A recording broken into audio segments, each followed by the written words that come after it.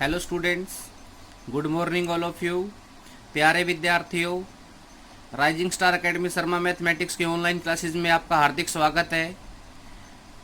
प्यारे विद्यार्थियों, प्रोबेबिलिटी के चैप्टर में मैंने 15.5 लॉ ऑफ टोटल प्रोबेबिलिटी तक शायद मैंने कंप्लीट करवा दी थी सभी को, और मैं आशा रखता हूँ कि सभी के समझ में आ गई होगी। बेटा, इससे पीछे वाली एक्सरसाइज में 15.4 में जो लास्ट क्वेश्चन नंबर लास्ट का सेकंड पार्ट है ना, उसमें अभी डाउट चल रहा है। उस क्वेश्चन का ओरिजिनल आंसर नहीं आ रहा मेरे से भी, मैंने निकाल के देखा था। अभी उस क्वेश्चन को मैं क्लियर करके फिर आपके पास एक वीडियो में उसको सोल्यूशन दे के भेज दूंगा, क्योंकि उस क्वेश्चन को लक्की ने, देवेश ने, काफ़ी स्टूडेंट्स ने उसके डाउट पूछे मेरे से।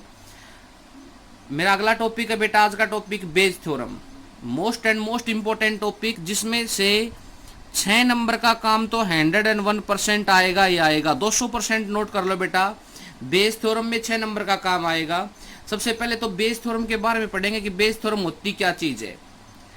थोड़ी सी एक्सरसाइज का सॉल्यूशन बहुत सिंपल है बट लेंथी है, काफ़ी क्वेश्चन है इसके अंदर, तो टाइम तो लगेगा 3-4 दिन का इसके अंदर। आज का टॉपिक है बेटा मेरे पास बेस थ्योरम। तो हम सबसे पहले तो बेस थ्योरम के बारे में पढ़ेंगे। यहाँ से क्या कहती है देखिए, we shall now study an important application of conditional probability in computation of unknown probability on the basis of information provided in experiment। सही कहता है क्या? आपने अब तक जो स्टडी की है वो किसकी स्टडी की है? कंडीशनल प्रोबेबिलिटी की स्टडी की है। Making use of Bayes theorem, किसका यूज करते हुए? बेस थ्योरम का प्रयोग करते हुए। उसमें ऑटोमेटिक कंडीशनल को मतलब father of conditional probability Bayes, ठीक है ना। बेस थ्योरम को देने वाला एक बेज मैथमेटिशियन था, जिसका देखो, this theorem was invented by British mathematician Thomas Bayes in 1663। अब बेटा यहाँ से एक मल्टीपल चॉइस क्वेश्चन भी बन सकता है आपके पास है कि बेज थ्योरम को रिप्रेजेंट किसने किया था? थॉमस बेज ने। कब? 1763 ईस्वी के अंदर।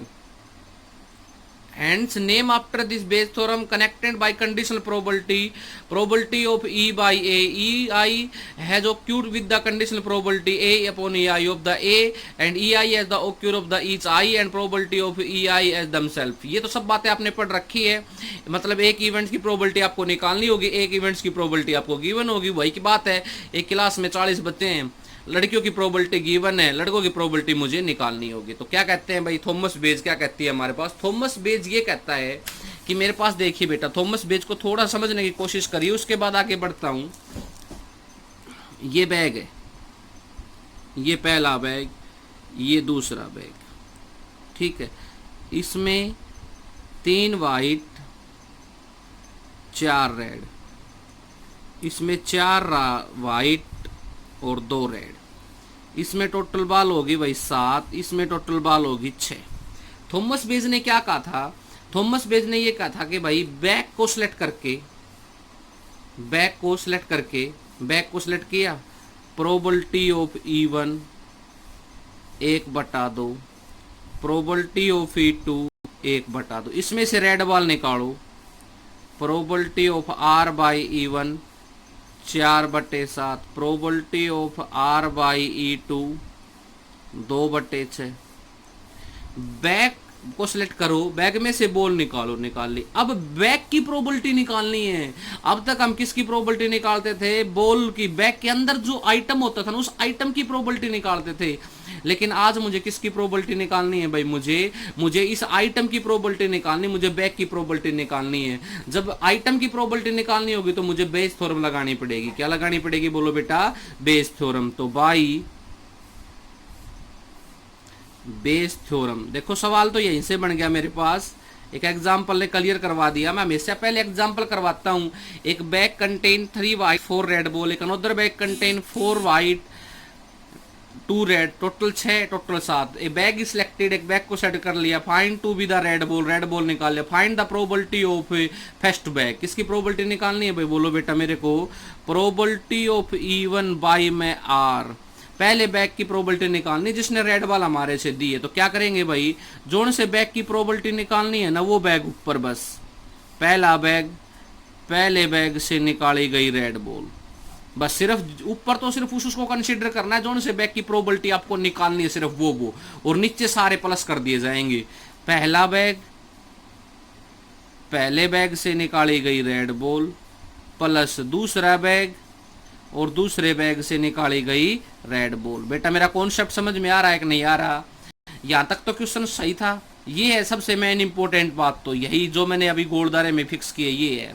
मुझे पहले बैग की प्रोबेबिलिटी निकालनी है, जोन से बैग की प्रोबेबिलिटी निकालनी है ना, उसी को ऊपर रखेंगे भाई।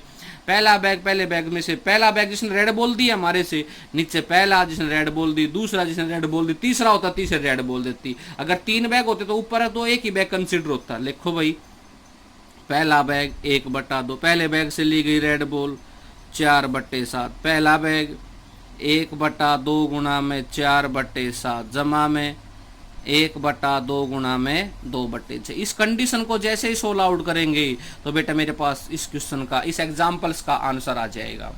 बोलिए भाई बेस थ्योरम के बारे में समझ में आया कि नहीं आया सभी को?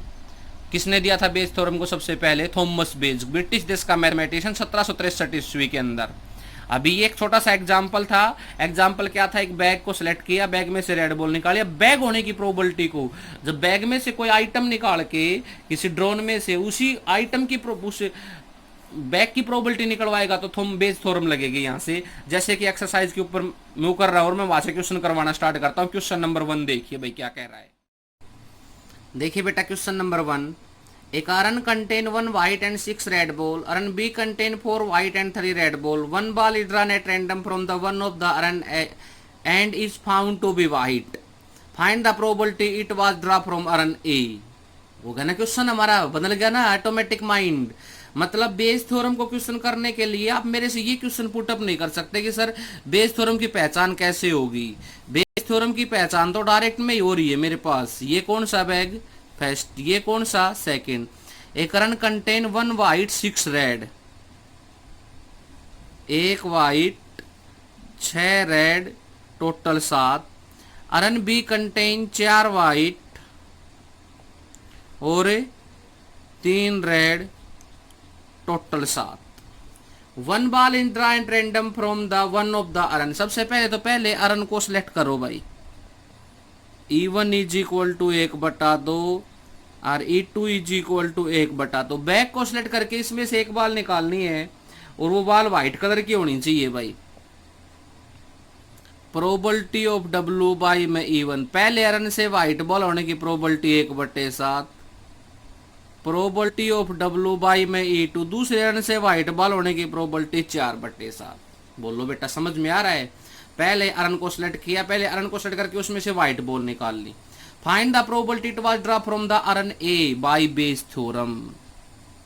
बाय बेस थ्योरम, जहां पर भी अरन की प्रोबेबिलिटी निकलवा ले, मतलब कोई आइटम रख के उसमें बॉल रख दे, उस आइटम की प्रोबेबिलिटी निकलवा ले तो बेस थ्योरम लगेगी। किसकी निकालनी है? पहले अरन की।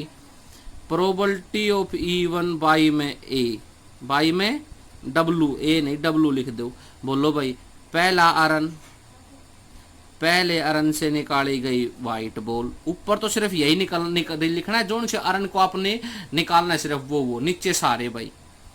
पहला अरन, पहले अरन से निकाली गई व्हाइट बॉल, दूसरा अरन और दूसरे अरन से निकाली गई व्हाइट बॉल। हाँ भाई पहला अरन 1/2, वहां से निकाली गई व्हाइट बॉल 1/7, 1/2 गुणा में 1/7 और 1/2 गुणा में 4/7। बोलो कितना हो गया?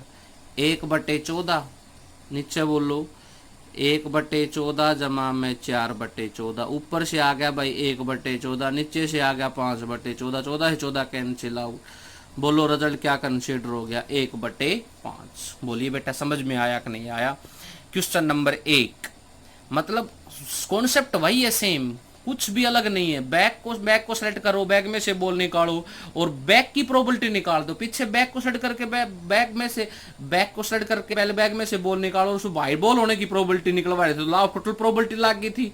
अब क्या लग गई? Bayes theorem. तो बेटा अब आज का जो HW होगा वो क्या होगा? क्वेश्चन नंबर 1 to 5, 1 से लेकर 5 तक के फेयर नोटबुक के अंदर करेंगे। कल वाली वीडियो में कोशिश करूंगा कि 20-22 तक क्वेश्चन आपके पास भेजने की with solution. Okay, thank you.